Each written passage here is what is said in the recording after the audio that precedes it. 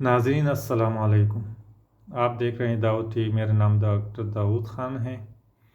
आज हम बताएंगे एनर्जेसिक ग्रुप के 5वें प्रोडक्ट के बारे में। डिक्लोफेनिक पोटाशियम, डिक्लोफेनिक सोडियम कितने फॉर्म में आता है? टेबलेट फॉर्म में आता है, इंजेक्शन फॉर्म में आता है और जेल के फॉर्म में आता है।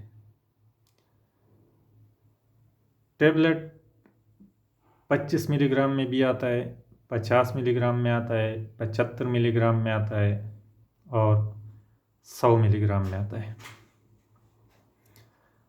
नाजरीन, ब्रांडेड नेम तो ओरिन है, वोल्ट्राल है, लेकिन बाकी जो गोली अगर आप किसी कंपनी के नाम का देके तो उसके नीचे अगर डिक्लोफेनिक सोडियम लिखा है तो आप समझ ले कि ये दर्द की दवा है, या उसके नीचे डिक्लोफेनिक पोटाशियम लिखा है तो आप समझ ले कि इसमें दर्द की दवाई है। बाकी कंपनी के बारे में ये तो इंशाल्लाह बाद में हम जानेंगे कि कौन सी कंपनी अच्छी है, कौन सी लोकल कंपनियां, कौन सी मल्टीनेशनल कंपनियां हैं। लेकिन अगर आप कोई स्टोर खोलना चाहते हैं या अपने मोहल्ले में प्रैक्टिस करना चाहते हैं या फिर अपने घर के लिए, क्योंकि इन चीज़ों का जानना बहुत ज़रूरी है कि आप अपने घर में ख़ुद आप मेडिसिन इस्तेमाल कर सकते हैं। छोटी मोटी दवाई आप ख़ुद ले आ सकते हैं, मरीज़ को दे सकते हैं, या फिर अगर आप स्टोर खोलना चाहते हैं तो उसके लिए आपको भी इन फार्मूलों का सीखना ज़रूरी है। इनके साइड इफ़ेक्ट्स, इनके काउंटर इंडिकेशन, डोजेज, यूजेज, सब कुछ ये जानना बहुत ज़रूरी है हर आदमी के लिए, क्योंकि इसका तालीम से ये इसका बिल्कुल अलग सा इल्म है, अलग एजुकेशन है। अगर आपने मास्टर किया हुआ है इंग्लिश में लेकिन आपको मेडिसिन में तजर्बा नहीं है तो आप मेडिसिन को समझ नहीं सकते।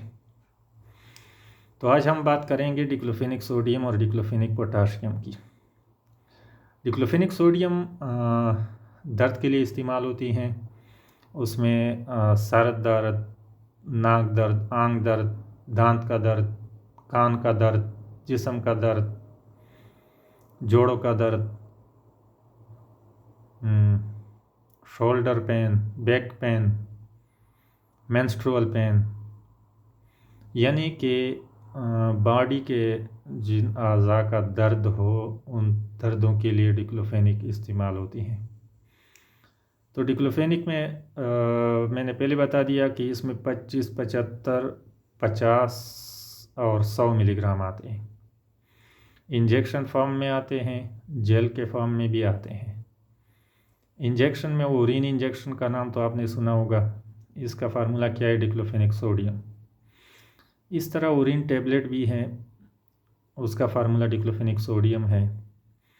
और इसमें जेल भी आते हैं, जैसे कि डिक्लोरान जेल है, उसमें डिक्लोफेनिक सोडियम होता है, जो मालिश यानी टॉपिकल यूज़ के लिए होता है। लोकली इस्तेमाल कर सकते हैं आप किसी जगह में, अगर कोई पेन हो तो उस पर आप क्रीम लगा सकते हैं।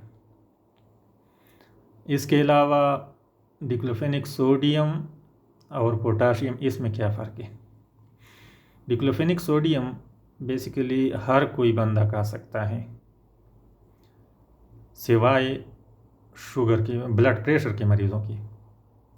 और डिक्लोफेनिक पोटाशियम जो आता है वो सिर्फ ब्लड प्रेशर के मरीज़ों के लिए आता है। बाकी लोग भी खा सकते हैं, लेकिन डिक्लोफेनिक पोटाशियम शुगर के मरीज़ों के लिए आते हैं, और सिर्फ शुगर के ब्लड प्रेशर के मरीज़ के लिए आते हैं। और ये ब्लड प्रेशर के मरीज़ इस्तेमाल करते हैं डिक्लोफेनिक पोटाशियम, क्योंकि सोडियम अगर वो इस्तेमाल करते तो उससे ब्लड प्रेशर हाई हो जाता है। इसलिए इन बातों का ख्याल रखना चाहिए कि जब किसी का ब्लड प्रेशर हाई हो तो उसको डिक्लोफेनिक इंजेक्शन कभी नहीं लगाना चाहिए, क्योंकि इंजेक्शन में सिर्फ इंजेक्शन सोडियम आता है, डिक्लोफेनिक सोडियम। और टॉपिकल यूज़ के लिए वो हर कोई इस्तेमाल कर सकता है। डिक्लोफेनिक जेल जो हो वो तो हर मरीज़ इस्तेमाल कर सकता है, खाओ ब्लड प्रेशर का हो, शुगर का हो या आम मरीज़ हो।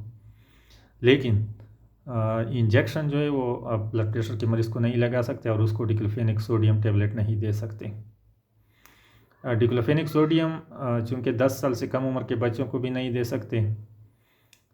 10 साल से ऊपर अगर कम दर्द हो तो आप 25 मिलीग्राम दे सकते हैं, ज़्यादा दर्द हो तो 50 मिलीग्राम दे सकते हैं, अगर सख्त दर्द हो तो आप 75 मिलीग्राम भी दे सकते हैं। लेकिन अगर शदीद दर्द हो और वो इन गोलियों से कंट्रोल नहीं होता है तो आप 100 मिलीग्राम दे सकते हैं। और अगर कई अशद ज़रूरत है इंजेक्शन की तो आप डिक्लोफेनिक इंजेक्शन लगा सकते हैं, लेकिन उस सूरत में कि आपको तकलीफ़ बहुत ज़्यादा है और गोलियों से कंट्रोल नहीं होता। लेकिन इसमें ब्लड प्रेशर के मरीज़ को इंजेक्शन आप नहीं लगा सकते। इसके अलावा ये गोलियाँ प्रेगनेंसी में भी इस्तेमाल हो सकती हैं, लेकिन पहले 3 महीनों में प्रेगनेंसी में इसका इस्तेमाल ममनू है। जेल इस्तेमाल कर सकती है, इंजेक्शन लगा सकती है, लेकिन टेबलेट का इस्तेमाल ममनू है। 3 महीने के बाद 4था महीना जब औरत का शुरू हो जाता है तो आप उसको डिक्लोफेनिक गोलियाँ दे सकते हैं, लेकिन वो भी कम मिकदार में, जैसे कि 50 मिलीग्राम से आप शुरू कर सकते हैं, एक गोली रोज़ाना, या 25 मिलीग्राम सुबह शाम। उसके बाद मरीज़ का जब अगर प्रेगनेंसी में ब्लड प्रेशर हाई होता है और उसको पेन किलर की ज़रूरत है तो आप डिक्लोफेनिक सोडियम बिल्कुल नहीं दे सकते, डिक्लोफेनिक पोटाशियम देंगे। और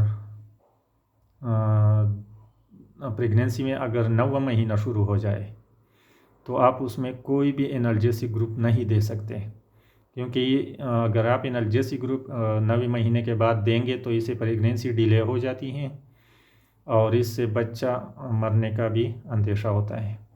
लिहाजा एनाल्जेसिक जो है वो 90 महीने के बाद बिल्कुल प्रेगनेंसी में नहीं देनी चाहिए। कोई भी एनाल्जेसिक, ख्वाह वो पैरास्टामोल हो, पेनाडोल हो, मेफेनेमिक एसिड हो या फिर डिक्लोफेनिक सोडियम हो, तो इन चीज़ों का ख़्याल रखना चाहिए। और इंशाअल्लाह इससे आगे मैं बताऊंगा antibiotic groups, multivitamin, mineral, calcium, quinolone group, ये सारे ग्रुप्स में आपको तरतीबवार इंशाअल्लाह बताऊंगा। तो देखते रहिए दाऊद टीवी। वस्सलाम।